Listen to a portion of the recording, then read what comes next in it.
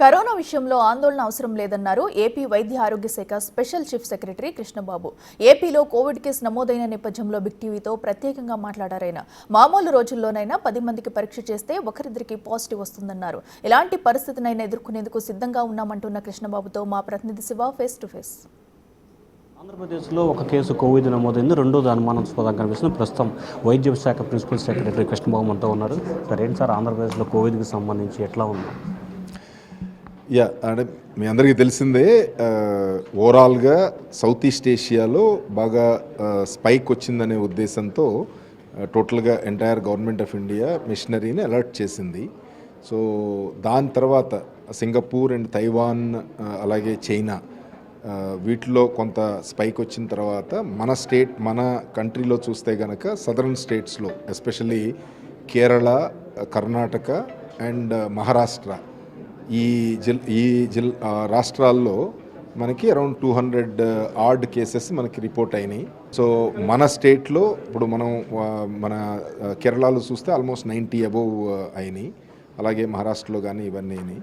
So మన స్టేట్లో only ఒక కేసు రిపోర్ట్ అయింది. అంటే ఇప్పుడు జనరల్గా మన స్టాటిస్టికల్గా చూస్తే కనుక సిమ్టమ్స్ ఉన్న ఒక 100 మందిని చెక్ చేస్తే ఎప్పుడైనా 2-3కి పాజిటివ్ వస్తుంది. దానివలన మనకి కోవిడ్ అనేది జనరల్ పాపులేషన్లో ఆల్రెడీ ఉంది. సో మనకి ఇమ్యూనిటీ ఉంది కాబట్టి మనకు ప్రాబ్లం లేదు. సో అందుకని భయపడాల్సిన అవసరం ఏం లేదు. స్ట్రే కేసెస్ పాజిటివ్ వచ్చినంత వలన ప్రాబ్లం లేదు. మేము సూపరింటెండెంట్స్కి, డిఎంహెచ్ఓస్కి చాలా క్లియర్ ఇన్స్ట్రక్షన్స్ ఇచ్చాము. ఏదైనా ఫీవర్ కేసెస్ ఏమన్నా స్పైక్ వస్తే కనుక హాస్పిటల్స్లో కానీ లేకపోతే విలేజ్ సర్వీస్లో కానీ ఏదైనా స్పైక్ వస్తే కనుక ఇమీడియట్గా అలర్ట్ చేయమని కంట్రోల్ రూమ్ని, దాన్ని బట్టి ఫర్దర్ యాక్షన్ తీసుకుంటాము. సో యాజ్ ఆన్ టుడే చాలా మీన్స్ వెరీ ఫ్యూ కేసెస్. అందుకనే మనకి 7 విఆర్డిఎల్ ల్యాబ్స్ ఉన్నాయి. సో ప్రతి ల్యాబ్ కూడా మనం కిట్స్ కానీ అన్నీ అందుబాటులో ఉన్నాయి. సో ఏ రకమైన సిమ్టమ్స్ వచ్చినా సరే వాళ్ళు చెక్ చేయించుకోవచ్చు. పాజిటివ్ ఏదైనా ఎక్కువ రిపోర్ట్ అవుతుంటే కనుక డెఫినెట్లీ మన యాక్షన్ ప్లాన్ రెడీగా ఉంది.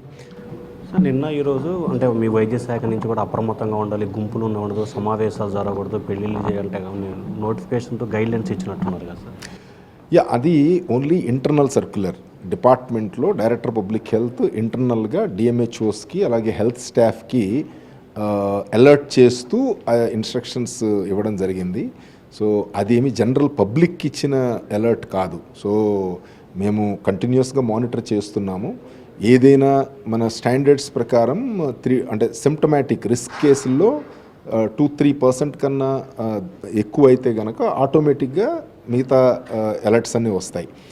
సో మేము మానిటర్ చేసేది ఏంటంటే హాస్పిటలైజేషన్. అంటే ఈ వచ్చిన ఫీవర్ కేసెస్లో హాస్పిటలైజేషన్ ఎన్ని అవుతున్నాయి, హాస్పిటలైజేషన్ అన్నిట్లో కోవిడ్లో హాస్పిటలైజేషన్ కనుక ఎక్కువ అవుతుంది, కాంప్లికేషన్స్ ఎక్కువ అయితే కనుక ఆటోమేటిక్గా దాని మీద యాక్షన్ తీసుకోవడం జరుగుతుంది. ఈ రోజు నుంచి చాలా రివ్యూలు వీడియో కాన్ఫరెన్స్ మంత్రి గారి సమయంలో ఎటువంటి జాగ్రత్తలు తీసుకున్నారు ఫైనల్గా? సో అంటే మనం ఒకటి కిట్స్ ప్రాపర్గా సఫిషియెంట్ నెంబర్లో రెడీ చేసుకోవడం, తర్వాత మన ఎంటైర్ ఎక్విప్మెంట్ అంతా ఫుల్ ఫ్లెడ్జ్డ్గా రెడీగా ఉందా చూసుకోవడం. సో అలాగే ఐసీయూ మేనేజ్మెంట్స్ ప్రాపర్గా చూడడం. అంటే బేసిక్గా ఎక్విప్మెంట్స్ అన్నీ ఉన్నాయా, మెటీరియల్ అన్నీ ఉన్నాయా, N95 మాస్క్ కానీ, పీపీఈలు కానీ, అలాగే ట్రిపుల్ లేయర్ మాస్కులు కానీ, తర్వాత యాంటీవైరల్ డ్రగ్స్ కానీ ఇవన్నీ అందుబాటులో పూర్తి స్థాయిలో ఉన్నాయా లేదా అనేది రివ్యూ చేసుకుంటున్నాం.